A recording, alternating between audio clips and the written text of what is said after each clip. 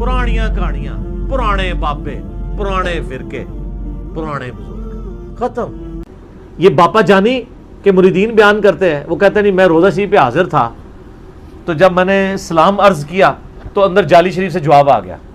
یعنی یہ جواب نہ سیدہ فاطمہ کو آیا کبھی، نہ مولا علی کو آیا، نہ سیدہ عائشہ کو آیا، نہ کبھی ابو بکر عمر کو آیا، باپا جانی کے مریدوں کو آ گیا۔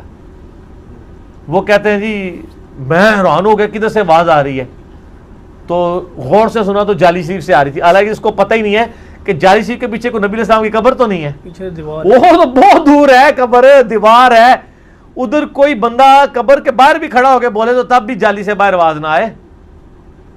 اچھا وہ کہتے ہیں جی وہ آواز آئی تو کہ میرے لیاس قادری کو میرا سلام کہنا۔ کہتے ہیں میں گھر آیا میں بھول گیا۔ سر یہ واقعہ آپ کے ساتھ ہو جائے اور آپ بول جاؤ، آپ عاشق رسول بھی ہو، چلو کوئی نجدی ہو تو بھول ہی جائے، کوئی مدنی تو نہیں بھولے گا نا۔ بالکل صحیح۔ کہتے ہیں میں گھر آیا بھول گیا۔ ایک دن کیا ہوا کہ میں نے وہ کہتے ہیں میں نے ٹی وی چینل لگایا ہوا تو وہ اذان کے دوران نہ روضہ شریف کی جالی انہوں نے دکھائی، کوئی ریکارڈنگ اذان کی چل رہی تھی، اس دوران روضہ شریف کی جالی دکھائی تو کہتا ہے ٹی وی میں سے آواز آ گئی تو نے ابھی تک سلام نہیں پہنچایا۔ اور سر یہ لکھا ہوا ہے باقاعدہ انہوں نے، جیسے تبلیغی جماعت کی وہ کارگزاری ہوتی ہے نا سناتے ہیں آ کے، اس طرح دعوت اسلامی والوں نے اس کے اگینسٹ ایک ٹرم ڈیوائز کی ہوئی ہے، دعوت اسلامی کی بہاریں، وہ کارگزاری کو یہ کہتے ہیں، اور یہ ریٹن میں ہے۔ کہتے ہیں پھر میں پہنچا تو میں نے جا کے وہاں پہ، اور میں آپ کو بتاؤں ان خوابوں کا تو مجھے نہیں پتا، پرانے جتنے خواب تھے نا ان سے تو یہ لوگ رجوع کر چکے ہیں۔ پرانی فضان سنت کے سٹارٹ میں خواب لکھا ہے کہ نبی علیہ السلام کی زیارت ہوئی ملتان میں، ایک اسلامی بھائی کا الفیہ بیان ہے کہ الیاس قادری کو میرا سلام کہنا اور ان سے کہنا کہ آ کے وہ ملتان میں اجتماع کریں، ایک نابینا اسلامی بھائی کا بیان ہے۔ سر وہ بعد میں جب تحقیق کی، اجتماع تو خیر ہو گیا، کئی سالوں بعد اس نابینا نے کہا کہ بھی الیاس قادری صاحب ہمیں اپنی یعنی ملتان کے لیے اجتماع کے لیے وہ ٹائم نہیں دیتے تھے، تو میں نے خود سے خواب گھڑ کے بیان کر دیا تھا،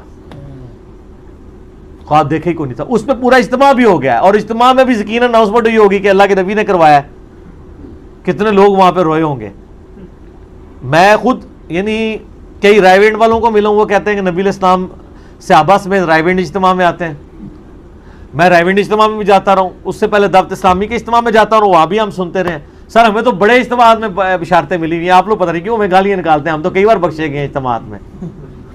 ظاہر ہے جب جنت کی بشارتیں ملی ہیں تو میں بخیا ہی ہویا نا، رائے وینڈ بھی ملی ہوئی ہے تے ملتان اجتماع بھی ملی ہوئی ہے، پھر بھی کہتے ہیں گمراہ ہے، گمراہ کتوں اسی تے بخش تواڈے اجتماع تو اسی جنت دے ٹکٹ لے کے آئے ہوئے ہیں، تے اگر میرا ٹکٹ جعلی ہے تو پھر تواڈے ٹکٹ کے ہوئے، ٹھیک ہے نا۔ تو یہ اس طرح کے نا یعنی وہ خواب بیان کرتے ہیں۔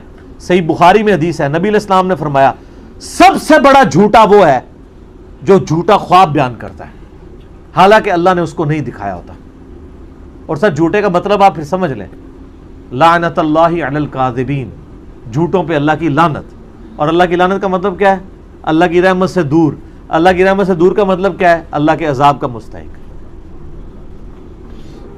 بڑے کبیرہ گناہوں میں سے ایک جھوٹ بولنا ہے، اور یہ لوگ جھوٹے خواب، وہ بھی نبی علیہ السلام کے، اور نبی علیہ السلام پہ آپ جھوٹا خواب بیان کریں گے پھر آپ پہ وہ والی حدیث بھی لگے گی بخاری و مسلم کی جس نے میری طرف جھوٹی حدیث منسوب کی۔ حدیث کا مطلب صرف نبی علیہ السلام کا فرمان نہیں، ان کی طرف جو بات منسوب کی وہ اپنا مقام دوزخ میں دیکھ لیں۔ تو اب وہ اس سوال کی طرف میں اینڈ پہ واپس آؤں، یہ گلدستہ اہل بیت کے والے سے تارج میر صاحب کے کسی چاہنے والے نے اگر خواب دیکھا ہے، ہم نہ ایسے خوابوں کی تصدیق کرتے ہیں نہ ان کی تکذیب کرتے ہیں، معاملہ اللہ کے سپرد کرتے ہیں۔ ان سے آپ باقی والے عقیدے نہ نکالنے شروع کر دیا کریں، وہ بالکل غلط ہے۔